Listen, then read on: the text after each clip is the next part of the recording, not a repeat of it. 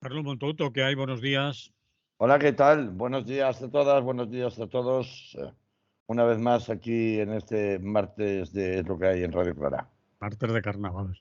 ¿Un martes de carnaval? Uy, ¿cómo que martes de carnaval? Será martes de Corpus Christi si no fuera porque es martes y el Corpus Christi es el jueves, si no recuerdo mal. Bien, vamos a dejarla que acabaremos con la Que la cuaresma. acabaremos liando. Vale, va. A ver, primer tema. Ley de Seguridad Nacional hacia la dictadura perfecta.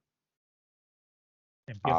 Aguanta Catalina. Me mandas hoy unos titulares que en el segundo te voy a enganchar. ¿Sí? Sí, Bueno. pero esperemos a que llegue el segundo titular. Sí, llegamos, que igual Sí. nos quedamos por el camino.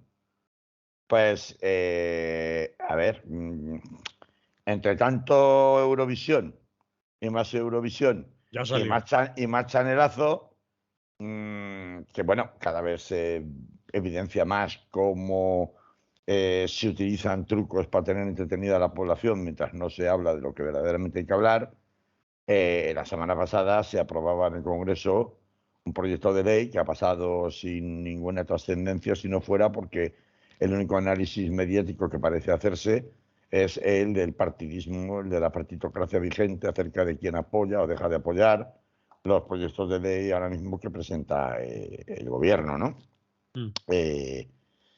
El proyecto de ley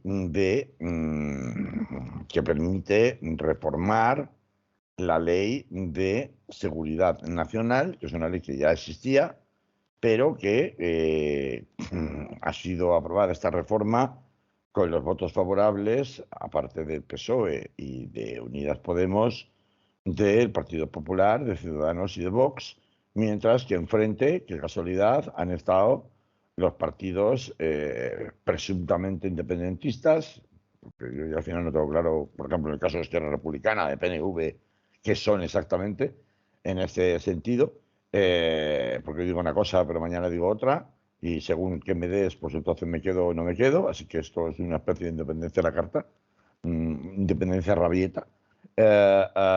Por tanto, los partidos vascos y catalanes, para decirlo con mayor propiedad, son los que se han opuesto. Y claro, esto, que no es la primera vez que pasa, hace un análisis muy menguado, muy limitado de la realidad. ¿Por qué hay partidos políticos que se oponen, denunciando que esta es una ley ad hoc para perseguir el independentismo en España como una alternativa política? No estamos hablando de como una agenda de subversión contra el Estado, que es como se vende actualmente, incluso dentro de ciertos sectores del PSOE, lo hemos visto con el caso Pegasus, la mera existencia de propuestas políticas que dentro de la Constitución y dentro de la ley de partidos están legalmente constituidas, reclamando o proclamando como bandera precisamente la independencia en su día de España, del Estado español, y por otra parte, ¿quiénes son los que han apoyado esta modificación legal sin entrar en ese análisis partitocrático de quién vota sí, quién vota no, y quién se abstiene y tal,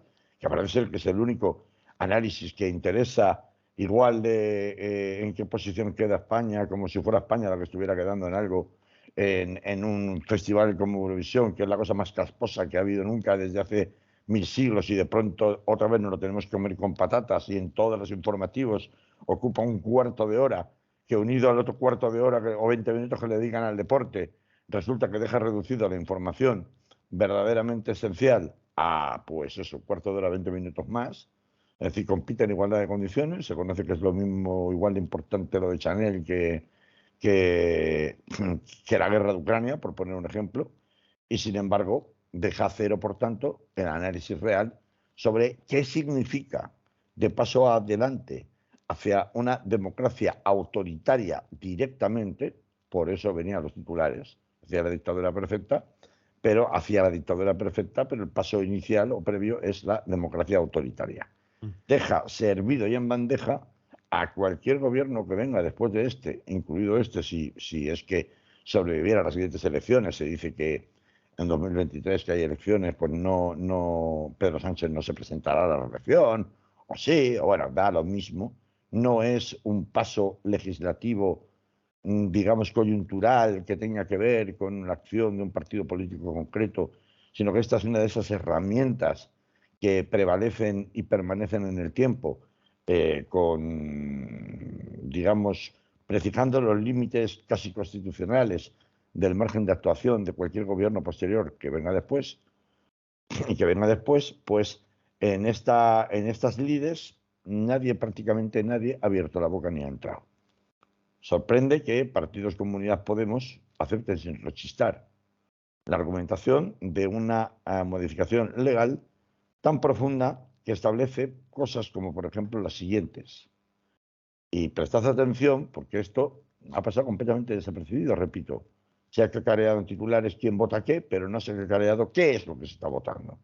Cosas como, por ejemplo, que todas las personas mayores de edad se verán obligadas a la realización de prestaciones personales que exijan las autoridades competentes cuando España entre en una situación de interés para la seguridad nacional que entrañe un estado de crisis para el conjunto del país, sin especificar, por supuesto, y por el momento, en qué supuestos podrían aplicarse este tipo de medidas. En el proyecto de ley está incluido también que las autoridades pueden proceder a la requisa temporal de todo tipo de bienes, así como la intervención u ocupación de las mismas y la suspensión transitoria de cualquier actividad. Y esta normativa afectaría en un principio tanto a ciudadanos como a empresas y entidades jurídicas sin un control judicial previo. A ver, vamos a desgranar esto que Eso, tiene mucha amiga. Que ahí. tiene mucha amiga. Para empezar, esto es una ley que afecta a derechos fundamentales. Te pueden obligar, por ley, la policía, la autoridad sanitaria, la autoridad municipal, cualquier autoridad administrativa a la que se le deleguen determinadas funciones, a realizar prestaciones personales. O sea, si a mí me dicen, mire usted, somos la policía municipal, se ha declarado un incendio, vístase y venga con nosotros que nos tiene que acompañar a sofocar un incendio. Pues te pongo un ejemplo, ¿no? Un ejemplo sencillo. O hay una situación de crisis que no está muy claro quién decide cuándo es crisis y cuándo no, porque la ley no se establece el concepto de crisis ni la proporcionalidad de las medidas que se te pueden exigir, pues hay, yo qué sé, una catástrofe medioambiental. Hasta aquí parecería que son cosas razonables. Todos los ciudadanos, con la regla de la Constitución, tienen la obligación de, bueno, pues de prestar su ayuda, incluso personal, para paliar situaciones que, pues así se requieran. Pero claro, tendrá que definir las situaciones, tendrá que definir cómo, por qué, porque hay una intención de que esta ley sirva para luchar contra, es lo único que se sabe de ella, y a ver, es un proyecto de ley aprobado ya por el Congreso de los Diputados. Es decir, que el texto legal que se ha aprobado va a ser prácticamente aprobado con seguridad y convertido en ley y publicado en el Boletín Oficial del Estado en cuanto pase por el Senado, tanto si es pretendidamente modificado, que parece bastante dudoso dada la unanimidad del arco parlamentario en el Congreso, como si no resultara modificado y simplemente fuera convalidado por el Senado, volvería al Congreso y ahí estaría ya la aprobación definitiva para que se publique en el Boletín Oficial del Estado. Por tanto, lo que estoy leyendo no son simples anteproyectos, simples declaraciones de intenciones, simples globos sonda de los que se tiran por parte del gobierno. No, no, estamos hablando ya de algo que ha pasado mucho trámite y se publicó el anteproyecto de ley el verano pasado.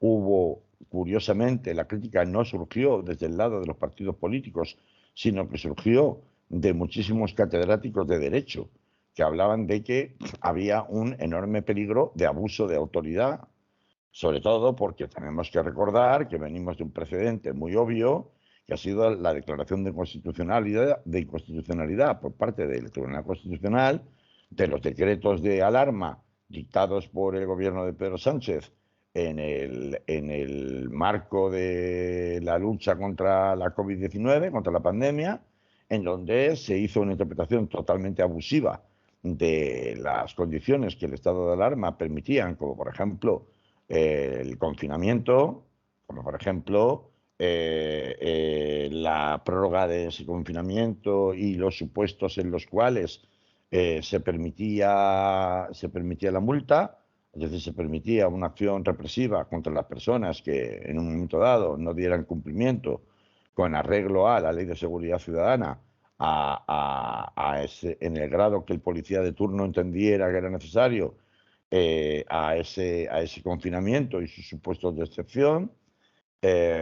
Y claro, venimos también de un país, de unos precedentes donde tenemos un ejemplo claro de desproporcionalidad, de uso desproporcionado de las potestades de la Administración del Estado sin control judicial previo, que es el marco de la Ley de Seguridad Ciudadana. ¿Para qué se ha estado utilizando la Ley de Seguridad Ciudadana? No solamente es para que yo soy policía, soy compañero y no me graves. Solo se ha estado utilizando también para, de manera discrecional, interpretar cuándo se podía cometer una infracción de orden público o de, pues por ejemplo, en una manifestación o en una concentración pacífica. Se ha estado interpretando para multar a gente por una supuesta negativa a identificarse. Se ha estado multando de una manera absolutamente arbitraria y con unas multas absolutamente desproporcionadas a gente, perdón, por el mero hecho de que el policía de turno considerara que estaba siendo desobedecido en el ejercicio de sus funciones y que, por tanto, ese principio de obediencia debida de la ciudadanía a los poderes del Estado, empezando por la propia policía, que es un principio, el de la obediencia debida a la autoridad, que interpretado de una forma abusiva es claramente de raigambre franquista, es decir, el ciudadano no es un ciudadano en ese momento, sino un súbdito. Ante los derechos de ese ciudadano prevalece el deber de obediencia a la autoridad, en este caso policial, es lo que ha permitido que se multiplicaran exponencialmente las multas de la Ley de Seguridad Ciudadana. Entonces, claro, ¿cómo se vende la posibilidad de que el presidente del gobierno pueda formar bajo su directa supervisión y dependencia un Consejo de Seguridad Nacional en España que tenga plenos poderes para el Ejecutivo, con capacidad ejecutiva y coercitiva sobre las personas y los bienes de los ciudadanos, tanto personas individuales como personas jurídicas, que no existía hasta la fecha, eludiendo el control previo judicial y, en todo caso, desplazándose contra el judicial a posteriori? Pues, ¿cómo no?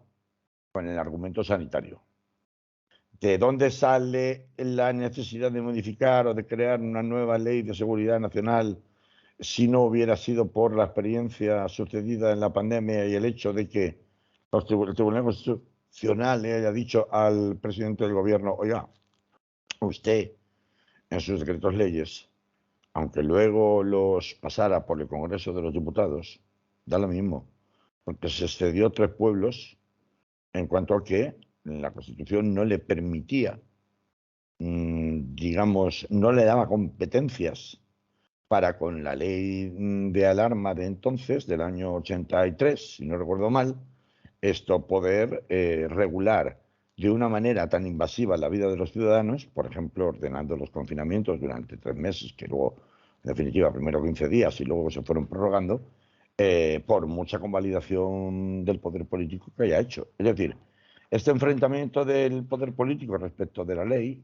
esta utilización de la legitimidad que supuestamente da el hecho de que las medidas sean acordadas por partidos elegidos democráticamente, existe en el derecho administrativo español y de todo el mundo desde siempre. Se llama desviación de poder. Pero, no, mire usted, a mí no me convalida el hecho de que el Pleno Municipal del Ayuntamiento X haga una modificación del Plan General de Ordenación Urbana que le toque a usted, que es directamente discriminatorio para una serie de personas. Es decir, cuando conculca la ley, cuando infringe la ley, o me cambia usted la ley, o por mucha legitimidad democrática que tenga su pleno del ayuntamiento, que aprobó por unanimidad esa modificación del Plan General de Ordenación Urbana, no por ello va a dejar de seguir saltándose la ley y siendo, por ejemplo, discriminatorio, pues para impedir, y esto ha pasado en Valencia, determinadas actividades, con lo que se perjudica a un sector de la población y digamos, se modifica el plan ad hoc para que ciertas actividades no puedan desarrollarse. Y esto, que se llama desviación de poder, es sancionado por los tribunales, está expresamente previsto en la ley y permite anular pues esas decisiones, generalmente en el ámbito municipal, bajo como digo, el argumento de desviación de poder. Pues en el caso del gobierno del Estado de la Nación es lo mismo. Es decir, la legitimidad democrática del Congreso de los Diputados no justifica por sí sola que tú puedas acordar medidas que exceden abiertamente incluso de sus propias competencias. Por esa misma razón, cuando el Tribunal Constitucional le dice a Pedro Sánchez, usted, aunque se lo hizo un año y pico después, usted se saltó la ley y desbordó las competencias que tenía, tanto en el Poder Legislativo como en el Poder Ejecutivo, a la hora de acordar medidas tan absolutamente invasivas de los ciudadanos que no podía adoptar en el marco de la ley que utilizó para hacerlo, el planteamiento que se hace es, bueno, pues oye, ¿y quién hace la ley? ¿No la hacemos nosotros? Pues vamos a cambiar la ley. Entonces ahora verás como ya no nos pueden decir que es que nos hemos saltado la ley. Claro, pues claro, si soy yo el que tiene el poder, cambio yo la ley. Por eso, evidentemente, Partido Popular, Ciudadanos y Vox votan a favor, porque ¿qué va a discutir? Pero vamos a ver si esto es una herramienta perfecta para poder imponer un modelo autoritario de gobierno sin un control previo de la autoridad judicial, y eso que, bueno, en España, y sobre todo en materia política, el control previo de la autoridad judicial es bastante de risa, porque ya hemos visto, ¿no? Ya hemos visto en el caso Pegasus y en el caso de la expresidenta del CNI, Paz Esteban, como, no, oiga, que aquí se espía, pero se espía con autorización judicial, no vaya usted a saber, ¿eh?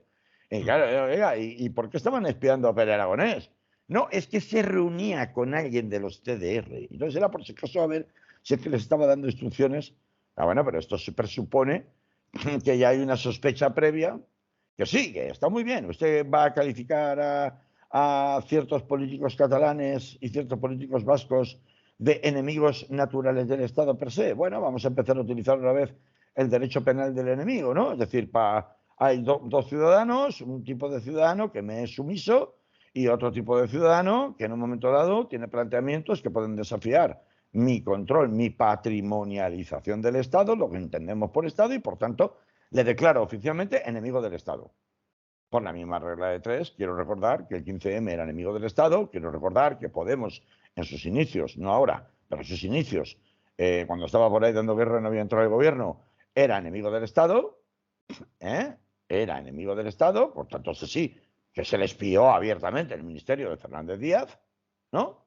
Y, por supuesto, catalanes y vascos son enemigos del Estado. Sí, claro, ya este planteamiento tan perverso al que no se profundiza, al que no se entra en la mayoría de las tertulias de los medios de comunicación, es decir, ¿qué legitimidad democrática, por mucho que haya una autorización judicial, tiene verdaderamente, incluso que esté dentro del marco de la ley o de sus competencias, que en el caso que estamos viendo, y por eso modifican ahora la Ley de Seguridad Nacional, no se daba?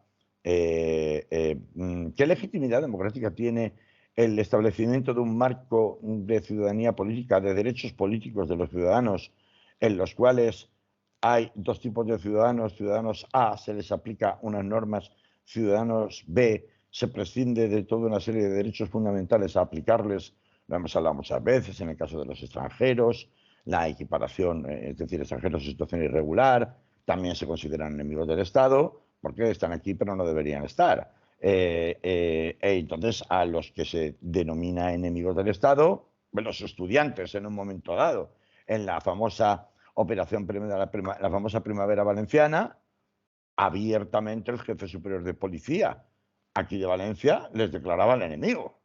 Mm. ¿No? Entonces, claro, estas cualificaciones, es decir, la capacidad de determinación de quién es enemigo del Estado, de quién es enemigo de lo común, quién es el otro, y que además se justifique, se legitime la merma, la inaplicación per se de determinados derechos fundamentales, lo cual permite, por ejemplo, que te espíe con Pegasus. Lo acabamos de ver. No solamente por parte del poder político que lo defiende y lo plantea, caso Margarita Robles y todos los que piensan como ella dentro del PSOE, como dentro de otras formaciones políticas más a la derecha, como de los propios jueces. Es un debate que en realidad subyace abiertamente dentro de esta concepción autoritaria que subyace detrás de esta modificación de la Ley de Seguridad Nacional. Porque esto de que a mí me pueden obligar a hacer prestaciones, claro, han tenido ya que salir a decir, no, a ver, nosotros no vamos a recuperar la mili, el servicio militar obligatorio, porque claro, el único caso de prestaciones personales obligatorias que conocíamos hasta la fecha, prestaciones personales obligatorias que conocíamos hasta la fecha en España, desde que murió Franco, era el servicio militar obligatorio mientras duró. Eso es una prestación personal obligatoria.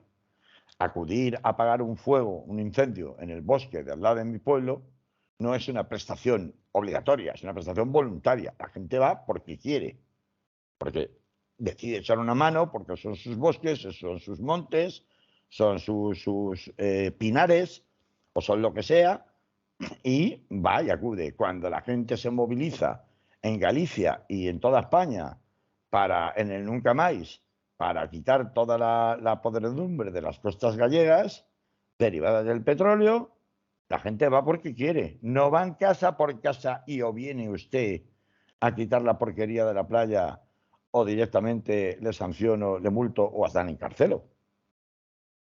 Y por supuesto, en este panorama en donde las dudas sobre un ejercicio proporcional por parte de las administraciones públicas españolas de algo tan invasivo, tan reductor de los derechos fundamentales de las personas, como puede ser el imponerte prestaciones personales, o como puede ser la requisa temporal de toda clase de bienes, tanto a particulares como a personas jurídicas. Es decir, no, es que como no hay mascarillas, te voy a intervenir la fábrica y te voy a poner a producir mascarillas. Que es propio, por ejemplo, de un estado de guerra, ¿no? En el que en un estado de guerra se militariza la producción industrial y pones a la gente, lo hemos visto en la Segunda Guerra Mundial en muchos países, a producir o bien directamente armamento de guerra o bien a producir productos necesarios para mantener la guerra, ¿no? Pero claro, eso que podría tener alguna justificación, mientras no me justifiques y definas bien en qué estricto supuesto se puede hacer, por mucho que luego lo pretendas arreglar o compensar, diciendo que bueno, que luego, en todo caso, a los que se les hayan causado perjuicios se les indemnizará. Bueno, se les indemnizará como se indemniza en España, ¿no? Es decir, tenemos aquí una bonita ley de expropiación en la cual el justiprecio se establece normalmente como entre 5 y 10 veces por debajo del valor real de las cosas, con lo cual, pues si te quito bienes y luego te digo que vale, que te voy a indemnizar por ellos, pues me has hecho un desgraciado, ¿no? Porque, repito, el control judicial es a posteriori, claro. Yo puedo entender que en ciertos casos el control judicial deba ser a posteriori, por ejemplo, qué sé yo, la pantanada de Tous. Hay una situación de crisis climática muy evidente, muy angustiosa, muy urgente para muchas personas que lo pierden todo, que necesitan comer, que necesitan dormir, que tienes que prever lo del volcán de La Palma. Claro, hay una serie de situaciones de crisis humanitaria que se producen y que necesitan una respuesta inmediata, pero hombre, en principio puede haber otros mecanismos de otros resortes. Ya se han producido otros resortes de contención de esa crisis humanitaria coyuntural sin necesidad de recurrir a cosas tan graves como la requisa material, la requisa de bienes materiales o a lo que he dicho antes, a las prestaciones personales forzosas obligatorias. Claro, esto ya empieza a oler mal a partir del momento en el que, planteadas las críticas por parte de el único que ha levantado la voz de alarma, que ha sido el sector académico, jurídico, se ve evidente que esto, es la puerta perfecta para justificar los abusos y tener muy difícil, pues como se está teniendo cada vez que hay que recurrir en vía contenciosa administrativa contra las multas impuestas por la ley de seguridad ciudadana, la ley Mordaza, pues dada la voz de alarma, los políticos no han hecho absolutamente ningún caso de todo color. Ningún caso, y de entrada empieza a oler mal cuando se les dice, oiga, dada la cantidad de derechos fundamentales que usted está modificando, interfiriendo, limitando, ante los supuestos de aplicación de esta ley, como mínimo debería ser una ley orgánica, no una ley, porque claro, está interviniendo derechos fundamentales, y no una ley ordinaria sin más. Pues no, te lo tramito como ley ordinaria. Como total, ¿quién me va a protestar? Los enemigos del Estado, los catalanes y los vascos, los únicos. Ni siquiera va a haber una respuesta de esta supuesta, iba a decir izquierdita cobarde, ¿no? Que me van a enfadar muchos. Lo Se me van puedes a enfadar decir, muchos. lo puedes decir. Esta izquierdita cobarde de Unidas Podemos desde que está de gobierno o de Compromís, por poner un ejemplo, ¿no? Se me van a enfadar muchos, bueno, pues que se enfaden, oye, ¿qué quieres que te diga? Aquí estamos acostumbrados. Quiero decir, aquí hay un colaboracionismo con determinadas políticas de Estado que Sí. no tiene razón de ser desde posiciones supuestamente muy determinadas en materia de defensa de derechos fundamentales de los ciudadanos. Entonces, ¿y cómo te tragas esto? O sea, ¿cómo te comes este sapo? Sí, es que En donde, en donde, estos sapos además, Carlos, no tienen argumentación, que no hay más remedio, que es una cuestión económica, que fíjate cómo está la situación en nuestro país, la crisis, patatín, patatán, son cuestiones meramente políticas meramente y políticas, pero que afectan a un recorte de los derechos y libertades claro, individuales claro. espectaculares, porque te dejan servido y en bandeja que aquello que se discutía si podían hacer o no podían hacer durante el pasado estado de alarma con el tema de la COVID, ahora lo van a poder hacer, pero multiplicado por 10. Es decir, sin ningún remedio y además con una concepción totalmente presidencialista del ejercicio de gobierno que no existe en España. Es que España no es un país presidencialista.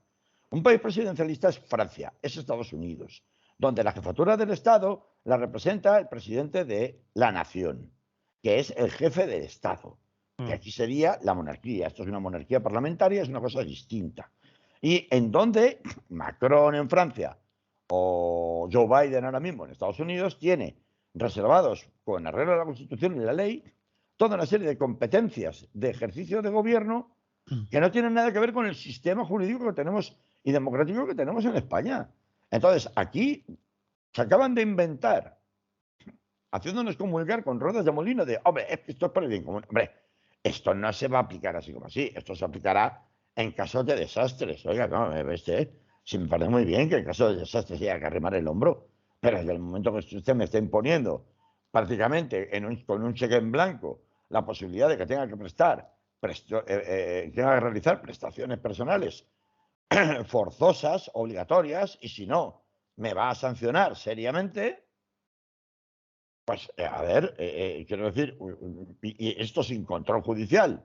Esto cuando usted lo diga, porque usted lo diga, y teniendo en cuenta los precedentes que he contado de abuso constante del ejercicio de la administración frente a los ciudadanos, pues claro, me hace sospechar, me hace desconfiar, y la desconfianza final llega cuando ves que encima esto lo aprueban con una ley ordinaria, sin más, es decir, con un desprecio absoluto y ante el silencio cómplice de quienes deberían levantar la voz y desde unos planteamientos que indudablemente son planteamientos, porque claro, dice, te permito cesar toda clase de actividades. ¿Qué significa cesar toda clase de actividades? Pues vamos a ver, se llevaba hablando hace 1000 siglos de el tema de el control por parte del gobierno también sin autorización judicial previa de las páginas web, que se permitiera cerrar páginas web de forma inmediata.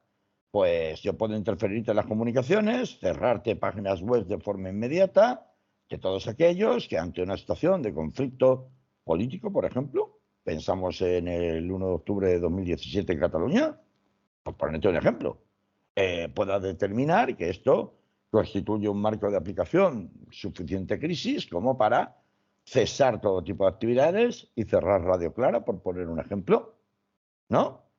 Si estoy trasladando mensajes que pues no son del agrado de, o se considera que contribuyen o dificultan el control de la situación de crisis que se ha producido. No, que no lo estoy diciendo yo, ¿eh?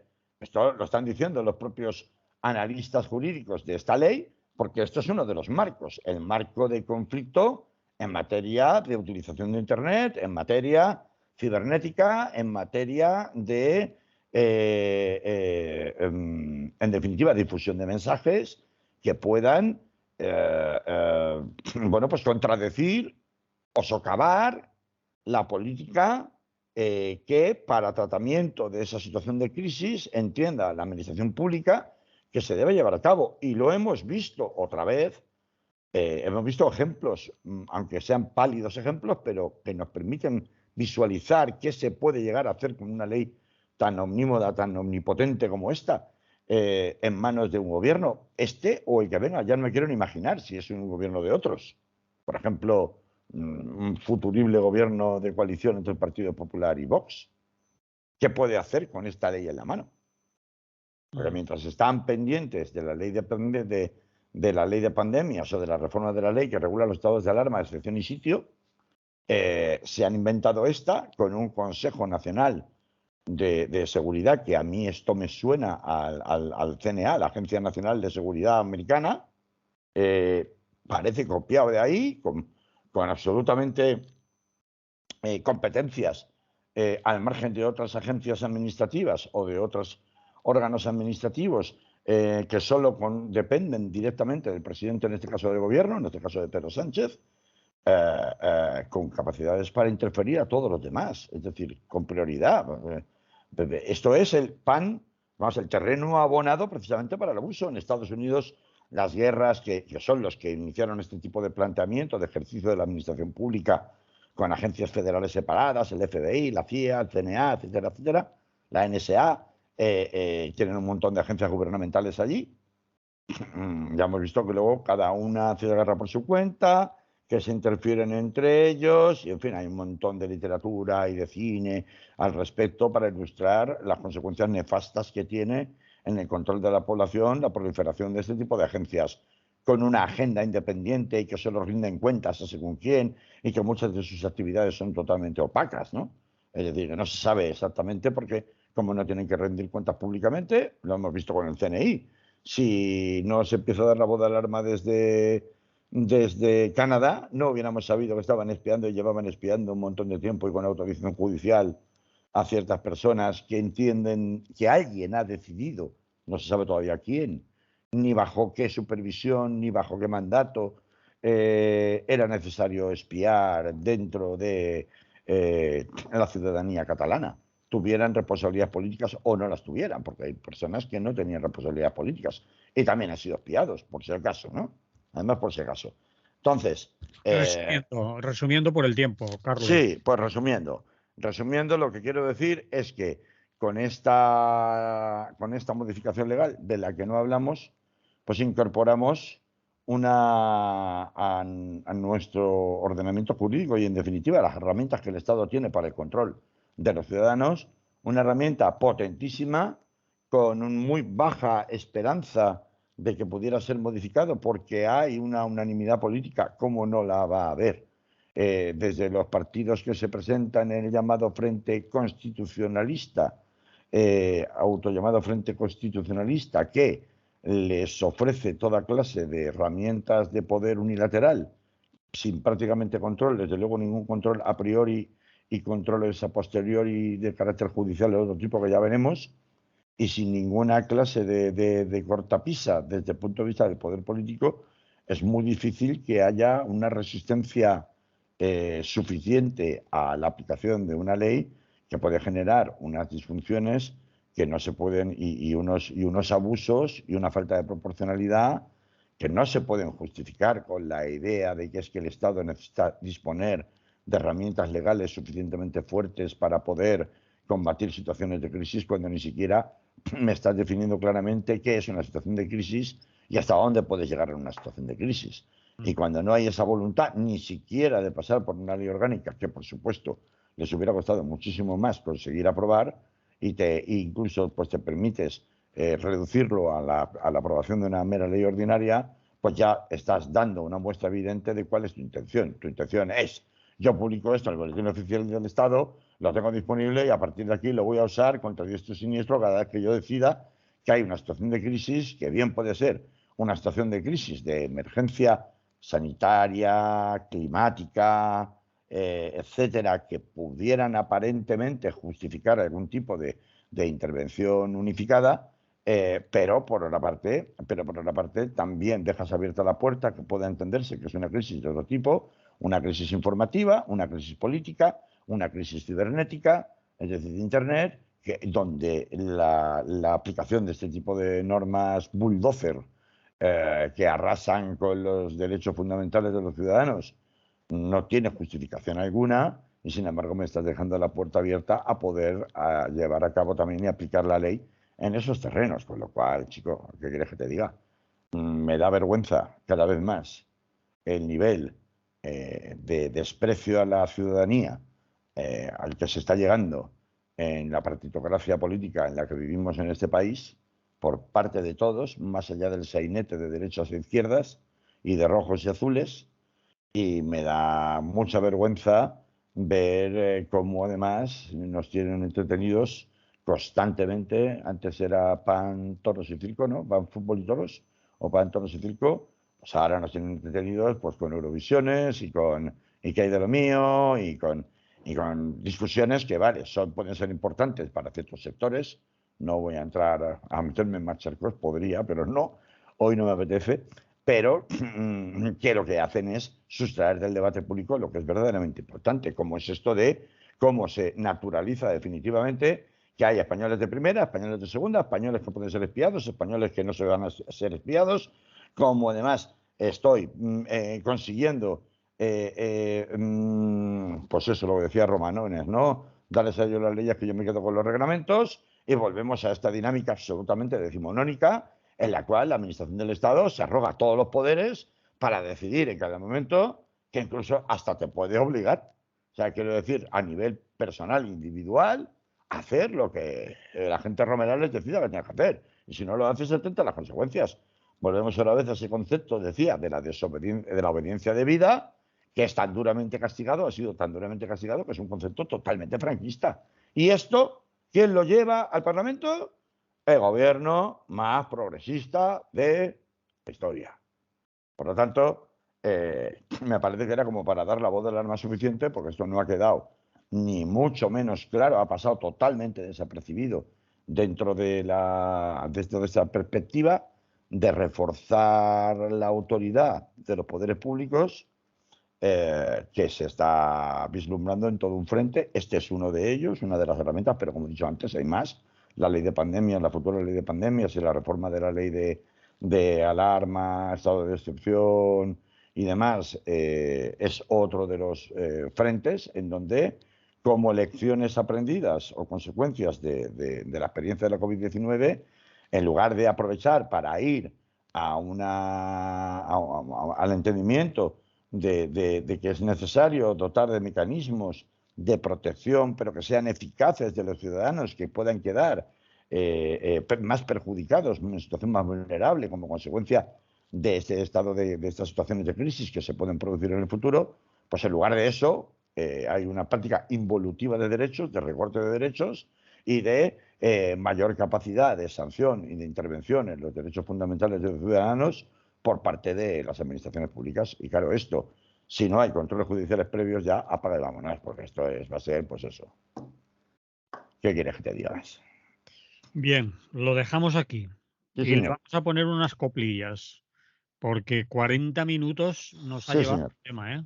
Hombre, porque el tema, no Lo sé, me- igual soy yo que me he vuelto loco y de pronto me da la neura de pensar que nos están colando unos goles tremendos, aquí nadie dice nada, sí, pero sí. me parece que es gravísimo lo que están haciendo, o sea, gravísimo. Mm.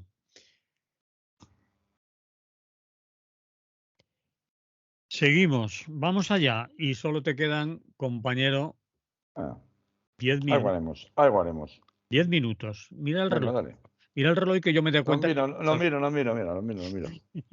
10 minutos. Cuenta desde lo que has visto, 10 minutos más. Eh, La OTAN se extiende al norte de Europa para perpetuar la guerra. Mira que eres demagogo, manipulador, sacas conclusiones ya en el titular y llevas el hago un clickbait. antes de Acabo de hacer un empezar. clickbait de manual, un clickbait de manual. Madre ¿Cómo, mía. cómo, cómo? Voy a pinchar aquí, que esto parece que tiene sustancia. Y luego lees la noticia y no se parece en nada al titular, ¿no? Bueno, Exactamente.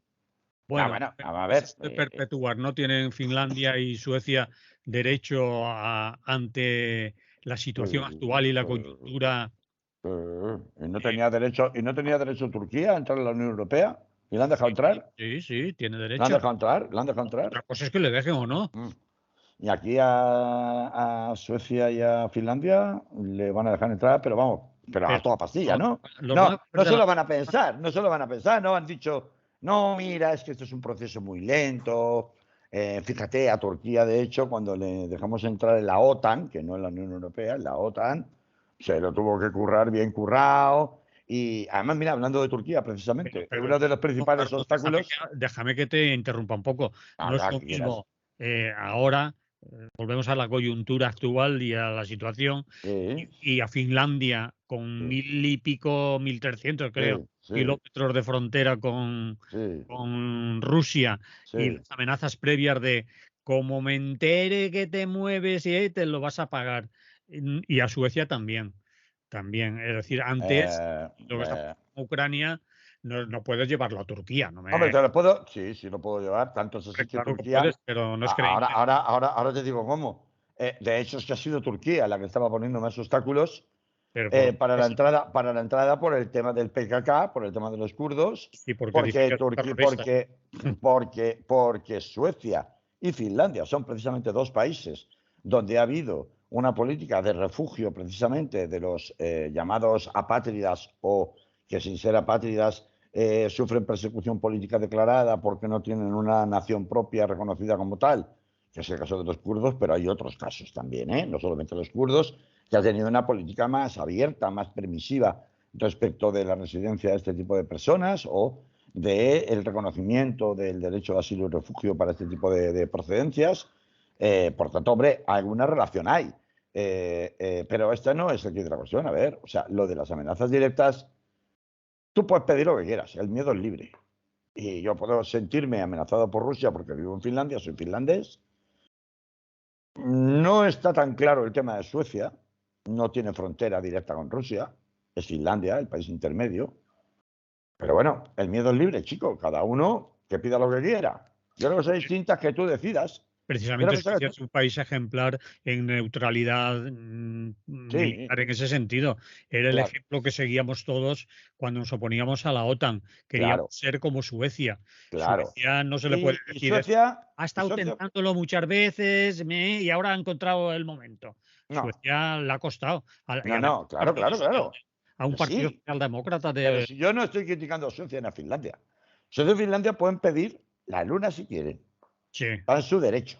sí. En su derecho, como cualquier país, a considerar que la contingencia actual le supone una amenaza directa, que puede ser más discutible o menos discutible, pero bueno, pues todo eso es la gravedad de una supuesta amenaza, pues, en fin, esto es muy difícil de medir porque entra siempre un factor subjetivo en juego, que es, a ver, es algo que te ponga una pistola en la cabeza, ¿no? Te pone una pistola en la cabeza, pues ahí no hay nada de subjetivo, hay un hecho objetivo que es tienes una pistola en la cabeza. Pero, en general, las amenazas, sobre todo difusas de un mal que te puede llegar a ocurrir, pues te generarán miedo o no te generarán miedo en función del carácter de la persona que las recibe. Es decir, es más una cuestión no del emisor del mensaje, sino del receptor del mensaje. Entonces, desde ese punto de vista y reconociendo lo subjetivo que es el miedo, pues cada país puede razonar en la forma que estime conveniente. Yo esto no puedo, creo que nadie le puede poner acotar cuándo tiene derecho o no a pedir según qué cosas. Vale.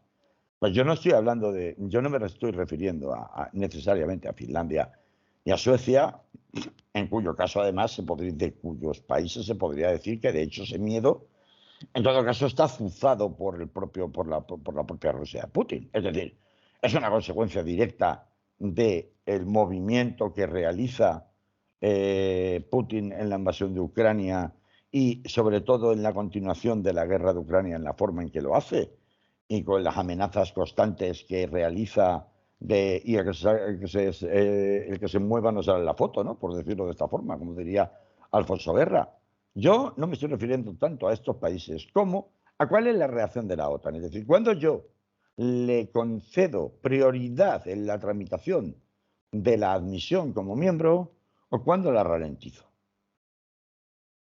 Porque Finlandia y Suecia podrían haber pedido exactamente igual que han hecho la admisión en la OTAN y la OTAN decidir llevarlo por la vía lenta, el trámite de admisión. De manera que pueda irme sirviendo para negociar con Putin un posible alto el fuego, una posible parada. Y mira, tengo aquí un arma de presión que si te pones muy tonto y sigues porfiando tanto, pues es que encima me voy a instalar en una nueva frontera peligrosa para ti, porque entonces sí, voy a dar luz verde a la entrada en la OTAN de estos países, lo cual me va a permitir desplegar tropas, desplegar armamento de corto, medio y largo alcance, etcétera, etcétera, y entonces militarizamos otro montón de kilómetros más, miles de kilómetros, en la frontera entre Finlandia y Rusia. Claro, podrían haberlo hecho así, pero no lo han hecho así. No han recurrido a la vía lenta para tramitar la admisión, han recurrido a la vía de urgencia para tramitar la admisión. Mm. ¿Y por qué se recurre a la vía de urgencia para tramitar la admisión? Pues con la excusa de que, hombre, hay que aprovechar ahora que por fin los finlandeses y los suecos han dicho, uy, esto de quedarnos en el no man's land, en la tierra de nadie, va a ser que no es conveniente, o no va a ser que a este le dé por hacer según qué cosas que ya en su momento las hicieron los rusos con Finlandia, por ejemplo, vamos a ver si nos metemos ya. Y claro, pues sí, tú pide lo que quieras, repito, pero ¿por qué te dejo entrar ya corriendo? Pues porque hay un diseño, la política norteamericana ya viene avisando desde hace tiempo que su diseño de guerra va a ser una guerra de larga duración, primero por la incapacidad de Rusia de conseguir, de las tropas rusas, de conseguir un avance definitivo, el plan A, que era hacer un raid rápido para apoderarse de las instituciones políticas en Kiev, no ha funcionado. Luego se pretende un segundo plan alternativo, que tampoco está tan claro que tenga capacidad de conseguir, y se ha visto recientemente en Kharkov, en donde no parece tener sentido que las tropas rusas tengan que abandonar Kharkov, cuando Kharkov sería el extremo norte precisamente de toda esa franja oriental de Ucrania, en la que se pretendería partir el país en dos y que iría desde Kharkov por el norte hasta Odessa en la otra punta por el sur, hasta Odessa para controlar el Mar Negro, ¿no? También, no solamente el Donbass. Entonces, bueno, irte de Kharkov parece no tener ningún sentido, porque entonces estás dejando ahí un hueco, un frente abierto, por el cual puede escaparse de ese control de la franja oriental de Ucrania si eso era el plan B que se pretendía por parte del ejército ruso. Y entonces se dice, no, pero es que, claro, teniendo en cuenta que controlan Bielorrusia, pues es que, claro, también hay amenazas para otros países limítrofes como Moldavia y podría ser el caso de Finlandia, sin que esté muy claro realmente de dónde está acreditado, dónde se sabe con cierta seguridad que existan planes de invasión de Finlandia. No hay tales planes de invasión que se sepan contrastados, ni siquiera los servicios secretos británicos o estadounidenses han empezado ya a manejar a la opinión pública en el sentido de deslizarles que hay tales o cuales armas de destrucción masiva, como se decía en la guerra de Irak, es decir, determinados planes rusos que permitan justificar que efectivamente hay una amenaza directa, inmediata contra Finlandia. No los hay, no los han desvelado. Si los hay, se los han guardado y se los han callado. Y lo sabrán ellos, y lo sabrán a lo mejor los finlandeses o los suecos, pero eso no consta en ninguna parte. Entonces, ¿por qué darle la tramitación por vía rápida a la solicitud de Suecia y de Finlandia de unirse a la OTAN? Pues porque yo entiendo que en ese planteamiento norteamericano de rediseño de las políticas de dependencia dentro de Europa que está provocando esta guerra de Ucrania y que, entre otras cosas, además de las sanciones económicas, ha cambiado radicalmente los vínculos de dependencia, por ejemplo, energética, de la propia Unión Europea. Tenemos el caso de Alemania, tenemos el caso del boicot al petróleo ruso, tenemos el caso del cambio de proveedores de abastecimiento de gas, como por ejemplo el de España, en donde de comprar la mayoría del gas a Argelia ha pasado a comprar la mayoría del gas a Estados Unidos, que se convierte en el principal proveedor energético de una energía fundamental, como se ha demostrado con la crisis actual del recibo de la luz, como es el gas. Y que pasa a depender media Europa de Estados Unidos, con lo que eso significa de control comercial de Estados Unidos sobre Europa.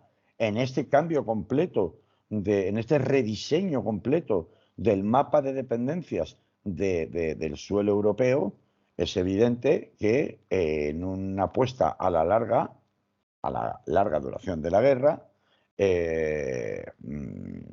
pues cuanto más fichas de dominó, cuanto más espacios del Monopoly ocupes, indudablemente en una guerra de larga duración te conviene tener ocupados y el control del mayor número de territorio posible. Y en esa medida a la OTAN le conviene 100% tener a Suecia y a Finlandia ya mismo metidos dentro de la alianza, porque no solamente sirve como una medida de presión para Rusia, también sirve como medida también adicional para reforzar precisamente ese nuevo reparto de patronos, ese nuevo reparto de dueños que se está produciendo en Europa y que permitan todavía consolidar aún más esa dependencia que está surgiendo y va a seguir surgiendo de esta guerra con Ucrania por parte de Europa respecto de Estados Unidos. Entonces, claro, ¿para qué ha servido todo aquello de las polémicas con el TTIP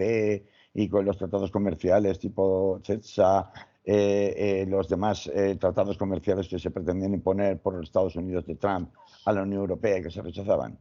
Si luego a la hora de la verdad resulta que las supeditaciones y las dependencias se están produciendo en el plano comercial, pero por tanto también en el plano político, porque son recursos absolutamente estratégicos, aquellos en los que las dependencias se están consolidando, se están produciendo por otro lado.